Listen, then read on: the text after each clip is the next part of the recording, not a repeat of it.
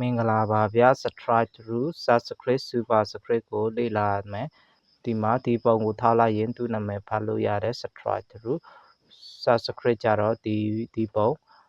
ဒီပုံကိုထားလိုက်ရင် subscribe shortcut အနေနဲ့ control နဲ့ညီမျှခြင်းနှိပ်ရတယ် super subscribe ကြတော့ဒီပုံကိုထားလိုက်ရင် super သူ့နာမည်ပေါ်လာတယ် super subscribe shortcut အနေနဲ့ control shift plus နှိပ်ရတယ်ကျွန်တော် subscribe through တခု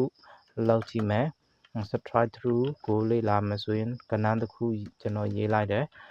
1000နဲ့2000ပေါ့ဒီ2000ကိုကျွန်တော်က subscribe through ထည့်ချင်တယ်ဆိုရင် subscribe through တစ်ချက်နှိပ်လိုက်တယ် subscribe through ဝင်သွားပြီ subscribe through ဖြုတ်ချင်တယ်ဆိုရင်ဒီကိုဖြုတ်ချင်တဲ့စာလုံးကို select မှတ်ပြီးရင် subscribe through ကိုပြန်နောက်တစ်ခေါက်ပြန်နှိပ် subscribe through ပြုတ်သွားတယ်ပြန်ထည့်မယ် select မှတ် subscribe through နှိပ် subscribe through ဝင်သွားပြီစာလုံးတစ်လုံးထဲမကဘူးเนาะစာလုံးအများကြီးထည့်လို့ရတယ်ကျွန်တော်က run function ခေါ်လိုက်မယ် int run 1,5 1ကစာbyte တစ် byte 1ကစာ byte တစ် byte 5ကစာကြောင်း5ကြောင်းလောက်ကျွန်တော်ဒီကစာအနောက်မှာထားပြီးတော့ enter နှိပ်လိုက်တယ်ဒီမှာစာကြောင်း5ကြောင်းလောက်နဲ့စာ byte တစ် byte တူရလာတယ်ဒီစာကြောင်းကိုကျွန်တော် subscribe through ထည့်ခြင်းနဲ့ select မှတ်တယ်ဒီစာကြောင်းကိုကျွန်တော်ကစာတီးစစ်မှာထားပြီးတော့ left click ဖိဒီဘက်ချမ်းဆွဲလာမယ်ဒီစာကြောင်းဆက်လက်ဝင်သွားပြီ subscribe through နှိပ်တယ်ဒါဆိုရင်ဒီစာကြောင်းဖြတ်လိုက်တဲ့ပုံစံမျိုးဖြစ်သွားတယ်ပြီးတော့ subscribe ကဒီမှာသူ့ရဲ့နာမည်ဖတ်လို့ရတယ်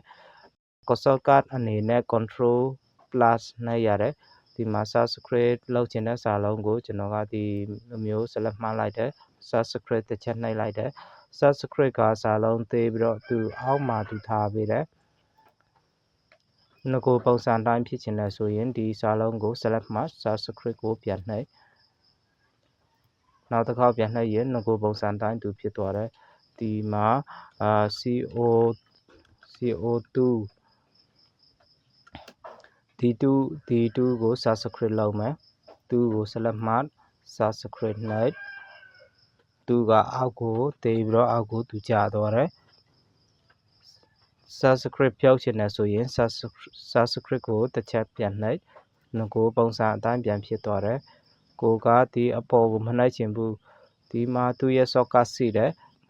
control နဲ့ညီမျှခြင်းနှိပ်ရတယ် select မှတ်တယ် control ညီမျှခြင်းနှိပ်တယ် subscribe ဖြစ်သွားပြီဒီစာကြောင်းကို subscribe လုပ်ချင်တယ် control ညီမျှခြင်း subscribe ဖြစ်တယ် control ညီမျှခြင်း subscribe ပြောက်တယ် super script လောက်ချင်တဲ့စာလုံးကို select မှတ်တယ် super script ပုံနှိပ်တယ်ဒါဆိုရင် super script ဖြစ်သွားတယ်နောက်တစ်ခေါက်ပြန်နှိပ်တယ် super script ပြောက်တယ် super script ဒီပုံနှိပ်မဲ့အစား shortcut အနေနဲ့ control shift control ရဲ့ shift ရဲ့ plus ရဲ့အတူနှိပ်ရမယ် control နှိပ်တယ် shift နှိပ်တယ် plus နှိပ်တယ်ဒါဆိုရင် super script ဖြစ်တယ်နောက်တစ်ခါ control shift plus super script ပြောက်တယ်စာကိုလည်းလုပ်လို့ရတယ်